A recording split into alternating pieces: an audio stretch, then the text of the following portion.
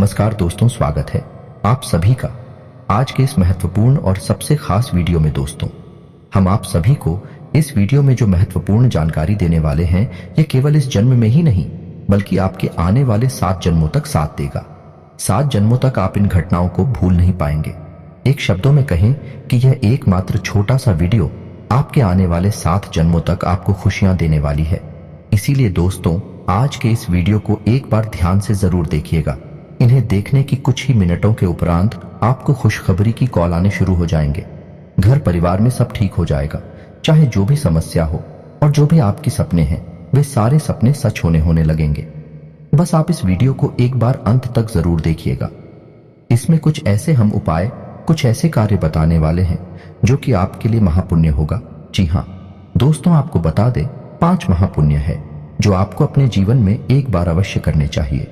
जी हाँ दोस्तों, इनमें से कुछ ऐसे महापुण्य हैं जो विशेष तौर से आपकी राशि के जातकों को निश्चित तौर पर एक बार जीवन में अवश्य करने चाहिए। जी हाँ दोस्तों, इन 5 महापुण्यों का फल इतना बड़ा और भव्य है कि इससे न केवल आपके जीवन में सुख और शांति कायम होती है, बल्कि आपके मित्र पूर्वज भी प्राप्त होते हैं और आपको शुभ आशीर्वाद देते हैं। जी हाँ दोस्तों, कौन से हैं वह 5 महापुण्य जो हमारे शास्त्रों में बहुत महत्व रखते हैं और किसी भी मानव के जीवन में किए गए कर्मों के फल को पूर्ण रूप से शुभ कर्मों के फल में बदलने का दम रखते हैं। तो इन महापुरुषों के विषय में हम आगे चर्चा करने जा रहे हैं। साथ ही साथ हम आपको ग्रहों की बदलती चाल के अनुसार आपको अपने जीवन में कौन से बदलाव करने चाहिए और आने वाला समय आपके लिए कैसा होने वाला है।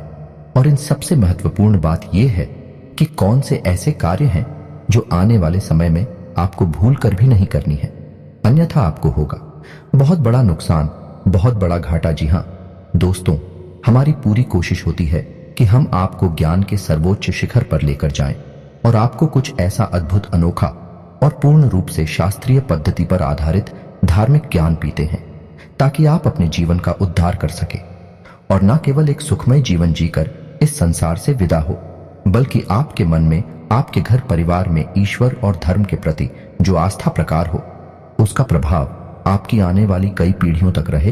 तो दोस्तों, हमारी इस कोशिश में आपको साथ देना है, आपको बल देने बस इतना करना है कि हमारी बनाए हुए वीडियो आप पूरा देखा करिए, क्योंकि जब तक आप वीडियो पूरा नहीं देखेंगे आपको सभी बातें अच्छी तरह से समझ में नहीं आएंगे। हम अपने वीडियो में पूर्ण रूप से ज्ञानवर्धक बातें ही लेकर आते हैं।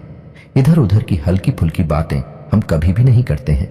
हमारी हर वीडियो से आपको कुछ न कुछ जानने को, सीखने को अवश्य मिलेगा, इस बात की हम गारंटी देते हैं।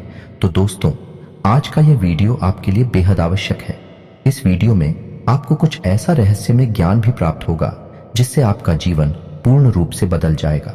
साथ ही साथ आज की आने वाले समय की ग्रह स्थिति का आपको ठीक अनुमान भी हो जाएगा, जिससे आपको जरूरी बदलाव करके अपने जीवन के सर्वोच्च स्तर को प्राप्त करने में आसानी होगी। तो वीडियो को पूरा देखें, और यदि आप वीडियो में बताई गई बातों से पूर्ण रूप से सहमत हो तो अंत में वीडियो को लाइक अवश्य करें। तो चलिए दोस्तों की शुरुआत करते हैं, लेकिन इससे पहले आपसे एक निवेदन है कि कमेंट में पूरे भक्ति भाव के साथ जय मां दुर्गे लिखना ना भूलें। दोस्तों, माता का सीधा आशीर्वाद और प्रेम आपको प्राप्त होगा। साथ ही साथ गुरुजी का आशीर्वाद प्राप्त करने के लिए चैनल पर पहली बार आए हैं तो सब्सक्राइब करके बेल आइकन को दबाना भी बिल्कुल ना भूलें। इससे होगा यह है कि हमारा मनोबल बढ़ेगा, हमारा चैनल परिवार भी बड़ा होगा और हम दुगनी मेहनत से आपके लिए सर्वोत्तम ज्ञान लेकर आते रहेंगे। तो चलिए दोस्तों, आगे बढ़ते हैं। दोस्तों, हम आपको बता दें कि इस संसार में, जिसे हम मृत्यु लोग कहते हैं, आप चाहे या ना चाहे आपके हाथों से कहीं ना कहीं कोई ना कोई पाप कर्म तो अवश्य होता ही है। तभी तो यहाँ जन्म और मृत्यु का जो चक्र है वह कभी टूटता ही नहीं है। मानव बार बार जन्म लेकर आता रहता है और अपने द्वारा किए गए कर्मों का फल प्राप्त करता रहता है। तो ऐसे में हमारा धर्म, हमारा अध्यात्म आपको यह एक सुविधा दे देता है कि आप यदि चाहें तो अपने कर्मों के प्रभाव को कम या फिर समाप्त भी कर सकते हैं। जब आप पुण्य कर्म करेंगे तो आपके जो अनजाने नहीं किए गए पाप कर्म हैं, उनका भी नाश हो जाएगा और आपके खाते में पुण्य कर्म का हिसाब भी बढ़ता चला जाएगा। जी हाँ दोस्तों, अब इससे होगा यह, आपका जब पुण्य कर्म का हिसाब किताब बढ़ता जाएगा तो आपको जीवन में सुख और सुविधाएं हासिल होनी शुरू हो जाएंगे। मानसिक चिंताएं और यातनाएं समाप्त होने लगेंगे। जब आपका मन सुख और शांति से भरा हुआ होगा तब आप ईश्वर का ध्यान बड़े ही आसानी से कर पाएंगे। जी हाँ दोस्तों, इंसान के लिए ईश्वर का नाम ले पाना बहुत ही कठिन बन जाता है जब उसके जीवन में परिस्थितियां विकराल रूप में उसके सामने मुंह फाड़कर खड़ी रहती हैं, क्योंकि चिंताओं के संकटों के भंवर जाल में इंसान अपने आप को ही भूल जाता है तो ईश्वर को याद रखने की क्षमता किसके पास है। इसलिए ईश्वर ने स्वयं ऐसी सुविधा बना दी है कि यदि आप सात्विक जीवन जिए, सात्विक आहार खाएं और सात्विक लोगों के साथ रहें और अपने कर्मों का हिसाब किताब बनाते रखें और पुण्य कर्म बढ़ाते जाएं, तो धीरे धीरे आपको सुविधाएं मिलनी शुरू हो जाती हैं, सुख और शांति कायम होने लगता है और फिर आप ईश्वर का ध्यान कर सकते हैं। एक बात तो निश्चित है कि जब आपका पेट खाली होगा तो आप ईश्वर का नाम कैसे लेंगे। जब तक आपकी शारीरिक जरूरतें पूरी नहीं हो पाएंगे तब तक आप आदमी की जरूरत है या ईश्वरी जरूरतें कभी पूरी नहीं कर पाएंगे। यह सब कहने का हमारा मतलब यह है दोस्तों, आप कैसे अपने जीवन को स्वयं बदल सकते हैं। धर्म के रास्ते पर चलकर, ईश्वर के रास्ते पर चलकर, और फिर आप ईश्वर में लीन हो सकते हैं। और जब एक बार आपकी लो ईश्वर से लग गई, आपके जीवन में सुख सुविधाएं भी बढ़ गई, तो फिर आप निश्चिंत होकर ईश्वर में जीवन जिएंगे और फिर आप इस जन्म और मृत्यु के चक्र से भी मुक्त हो जाएंगे और उस परम धाम पर हम ईश्वर में विलीन हो जाएंगे। तो यह इस चक्र को तोड़ने का एक सरल मार्ग है। तो पुण्य कर्म करना आपको लगातार जारी रखना होगा, लेकिन इसमें से भी हमारे धर्म में कुछ ऐसे बड़े महापुण्य बोली गए हैं, यदि मानव अपने जीवन में एक बार भी कर लेता है तो उसे कई जन्मों तक कुछ कर्म का लाभ प्राप्त होता रहता है और उसका जीवन हमेशा हमेशा के लिए बदल जाता है। जी हाँ दोस्तों, इन पुण्य कर्मों को करने के बाद, सात्विक जीवन जीने के बाद आपकी मानसिकता ही कुछ इस प्रकार से बदल जाएगी कि आपको हर एक वस्तु में, हर एक चीज से आनंद प्राप्त होने लगेगा। ये दोस्तों ऋग्वेद में स्पष्ट तौर पर लिखा गया है। यथा पिंडे तथा ब्रह्मांडे कहने का मतलब यह है कि जैसी आपकी मानसिकता हो जाएगी वैसे आपकी वास्तविकता हो जाएगी। जी हाँ दोस्तों, कुछ लोगों की शिकायत रहती है कि आपकी वीडियो लंबी लंबी होती है, आप थोड़ा शॉर्ट में वीडियो बनाया करिए। दोस्तों, हम बहुत कोशिश करते हैं कि वीडियो अपनी शॉर्ट में ही बनाएं, लेकिन हमारे द्वारा बताई गई बातें कुछ इस प्रकार का रहस्यमय ज्ञान लेकर आती है कि हमें उन्हें विस्तार से समझाना पड़ता है और उनकी विस्तार से भूमिका भी बनानी पड़ती है। बेहतर यह होगा कि आप थोड़ा समय निकालकर ऐसे महत्वपूर्ण वीडियो देखा करिए, क्योंकि हम लोग बहुत मेहनत करके इस प्रकार का आपके लिए ज्ञान संग्रह लेकर आते हैं और हम चाहते हैं कि आप पूर्ण रूप से अपने जीवन को बदल पाए। इसी वजह से हम इतनी मेहनत भी करती हैं। तो आपका भी यह दायित्व बनता है कि आप थोड़ा सा समय निकालकर धैर्य के साथ हमारे वीडियो देखा करिए। आपको निश्चित तौर पर कुछ अद्भुत, कुछ अनोखा सीखने को मिलेगा। जी हाँ दोस्तों, अब बात करते हैं कि पुण्य असल में है क्या। तो दोस्तों, हमारे शास्त्रों में ऐसा वर्णन मिलता है कि वही करो जो आपको परम सुख देता है। पूर्ण कर्म कहा जाता है और आपकी आत्मा को भी पूर्ण करता है और नहीं कहा जाता है। अभी को धारण से आप समझिए कि आपने ढेर सारा पैसा रुपया कमाया, रिश्ते नाते भी कमाई और आपने महंगी महंगी गाड़ियां और घर भी खरीद ली है, लेकिन इनसे जो आपको सुख प्राप्त होगा वह स्थायी सुख नहीं होगा। बहुत जल्दी आपका मन इन सब चीजों से उठ जाएगा। एक छोटा सा उदाहरण यही है कि कुछ लोग आपने देखी होंगे कि वह कुछ कुछ समय में अपना मोबाइल फोन बदलती रहती है। हर 2-4 महीने में एक नया हैंडसेट खरीद लेते हैं, लेकिन आपने देखा होगा उन्हें कुछ समय के लिए तो सुख प्राप्त होता है कि उन्होंने नया फोन खरीदा, लेकिन कुछ समय के बाद ही उसी फोन से विरक्ति होने लगती है। यानी वह परम सुख नहीं है, वह क्षणिक सुख है जो उन्हें कुछ समय के लिए तो प्राप्त होता है, फिर उनसे वापस छीन लिया जाता है। लेकिन उन्हें करने वाले जो कर्म हैं, उन कर्मों से जो सुख प्राप्त होता है वह सुख से आत्मा तक प्राप्त हो जाती है। और यह सुख कोई क्षणिक सुख नहीं है, यह एक स्थायी सुख है। आप कभी किसी गरीब आदमी को भोजन कराकर देखिए, अपने माता पिता के पैर दबाकर देखिए, आपको जो सुख प्राप्त होगा वह बहुत लंबे समय तक टिकेगा। आपको जब जब इस बात का एहसास होगा, आपको परम शांति का एहसास होगा और यह चीजों के खरीदने और बेचने से बड़ा सुख होता है। दोस्तों, अब उन्हीं का शाब्दिक अर्थ यह हुआ कि एक ऐसा कर्म जो किसी के हित में हो और आपको उससे कोई लाभ न प्राप्त होता है, यानी आपका स्वास्थ्य उसमें निहित न। जी हाँ दोस्तों, निस्वार्थ भाव से दूसरों को सुख देने के कर्म को ही पूर्ण कहा जाता है और हमारे हिंदू धर्म में 11 महापूर्व का वर्णन मिलता है। जी हाँ दोस्तों, लेकिन हम आज के इस वीडियो में केवल 5 महापूर्व के बारे में आपको बताएंगे। यदि आपको इस विषय पर संपूर्ण वीडियो चाहिए तो आप कमेंट करके बताइए।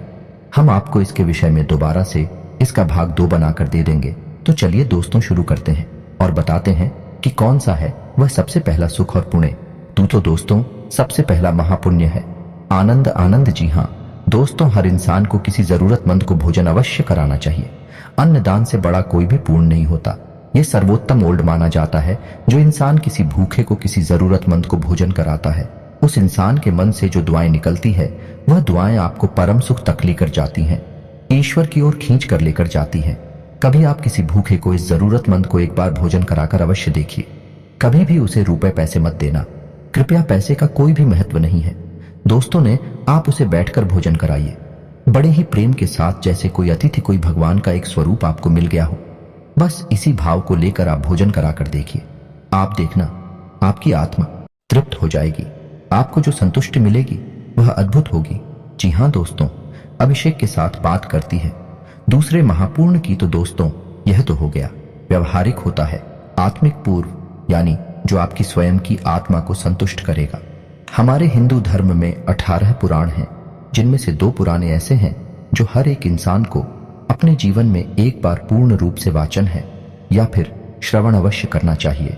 दोस्तों उनमें सर्वोपरि है भागवत पुराण और दूसरे नंबर पर है शिव पुराण। जी हाँ दोस्तों, जो इंसान अपने जीवन में एक बार भागवत पुराण, शिव पुराण का श्रवण करता है, उसे महापुण्य प्राप्त हो जाता है।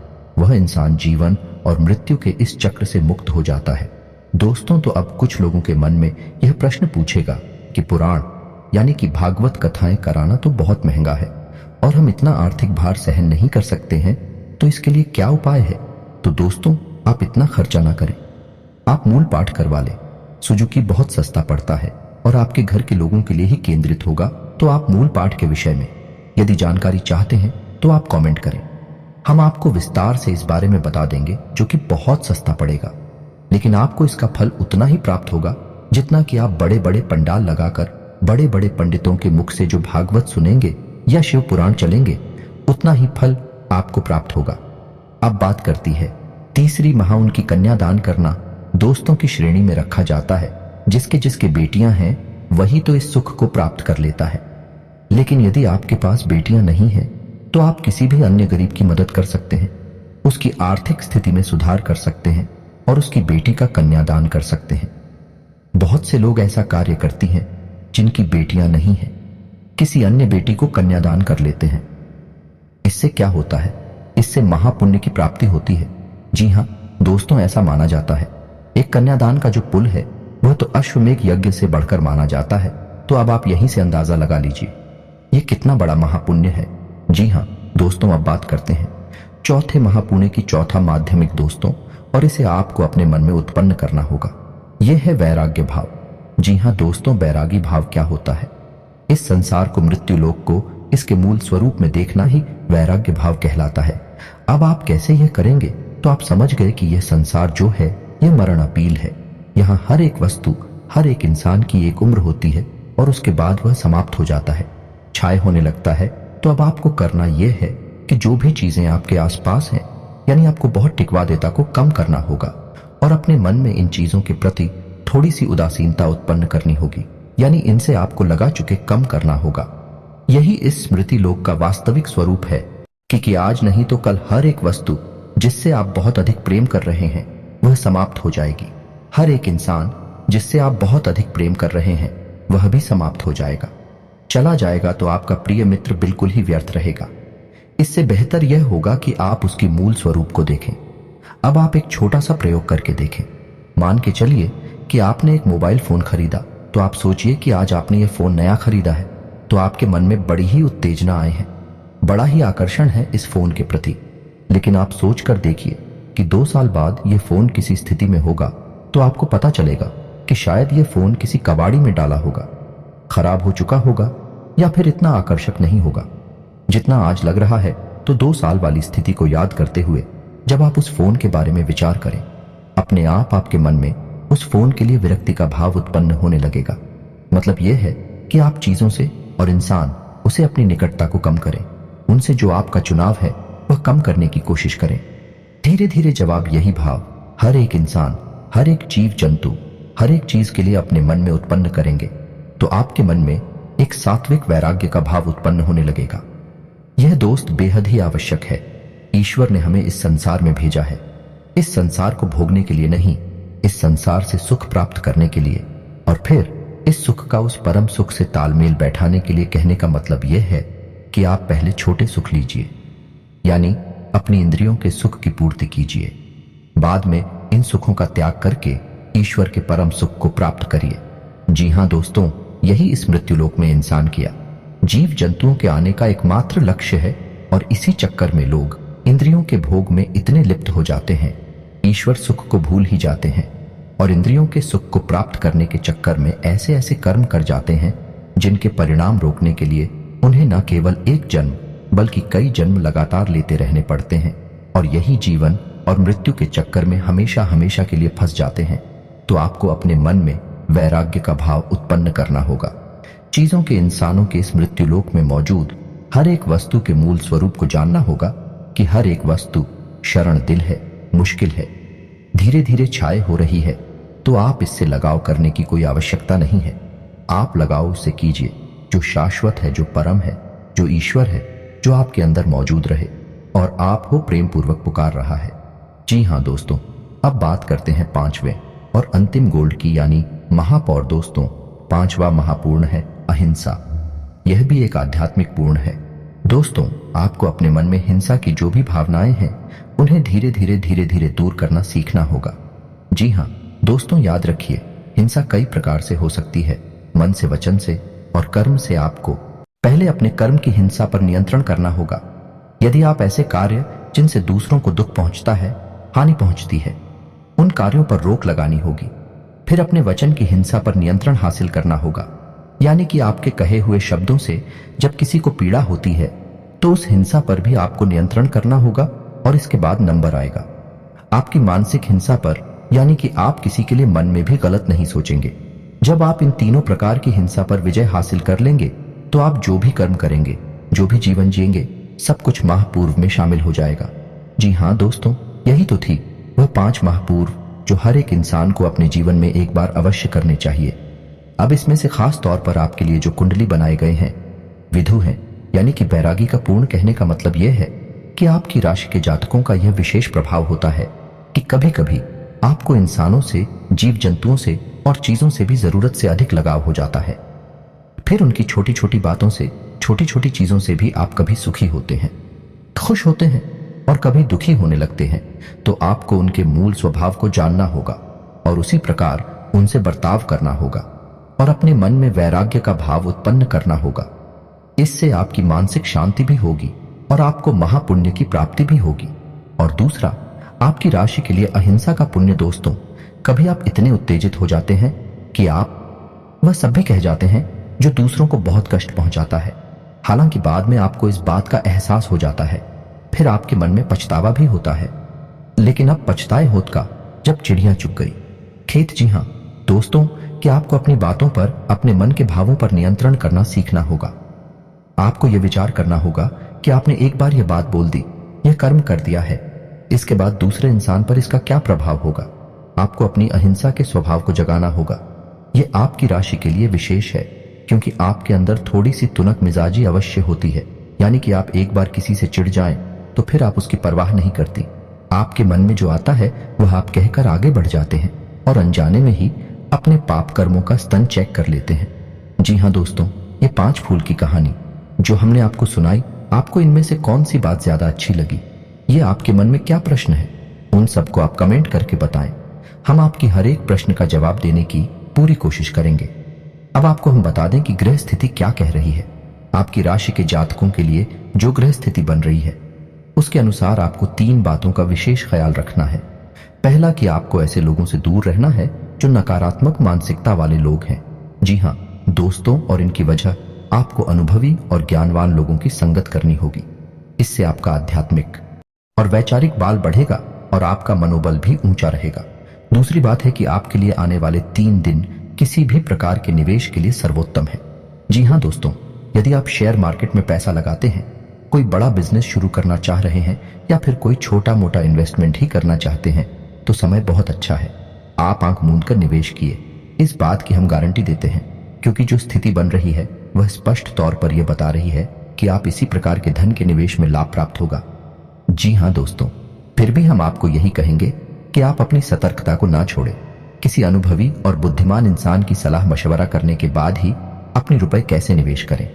जी हाँ दोस्तों, और जब भी आप निवेश करें यानी पैसा किसी को दें, निवेश करना भी पैसा देना ही हो गया है। यानी आप पैसा कहीं लगाएं या फिर पैसा किसी को दे तो उस समय आप 708 यानी 708 इस नंबर को अपने मन में दोहराएं और अनंत होकर वापस आना। ये अपने मन में बोले 708 अनंत होकर वापस आना। दोस्तों, ये माता लक्ष्मी का नंबर है और यह जो आपने पैसा किसी को दिया या लगाया उसे असीम रूप में वापस प्राप्त करने में मदद करेगा। उड़ जाए, बदलेंगे दोस्तों, और आपकी उन्नति और लाभ के रास्ते प्रशस्त होंगे। और तीसरी, जो कि छोटी मोटी बात है लेकिन आपके लिए बड़ी है, कि आपको अपने खान पान पर नियंत्रण करना होगा, नहीं तो आपको स्वास्थ्य संबंधी समस्याएं हो सकती हैं। विशेष तौर पर पीठ और गली में किसी प्रकार का संक्रमण आने वाले 3 से 5 दिनों के भीतर आपको हो सकता है, तो मौसम से भी सावधान रहें और खान पान पर विशेष ध्यान दें ताकि आपका स्वास्थ्य उत्तम रहे और आप अपने जीवन में बेहतर से बेहतर कार्य करते रहें, बेहतर से बेहतर लक्ष्य प्राप्त करते रहें। उम्मीद है दोस्तों वीडियो में बताएं कि जानकारी आपको पसंद आई होगी। यदि जानकारी अच्छी लगी हो, पसंद आई हो, वीडियो को एक प्यारा सा लाइक अवश्य करें और कमेंट में पूरे भक्ति भाव के साथ जय मां दुर्गे अवश्य लिखें। माता का प्रेम और आशीर्वाद आपको प्राप्त होगा। इसी के साथ आज का वीडियो समाप्त करते हैं। मिलते हैं अगले ज्ञानवर्धक वीडियो में, तब तक के लिए धन्यवाद। जय माता दी।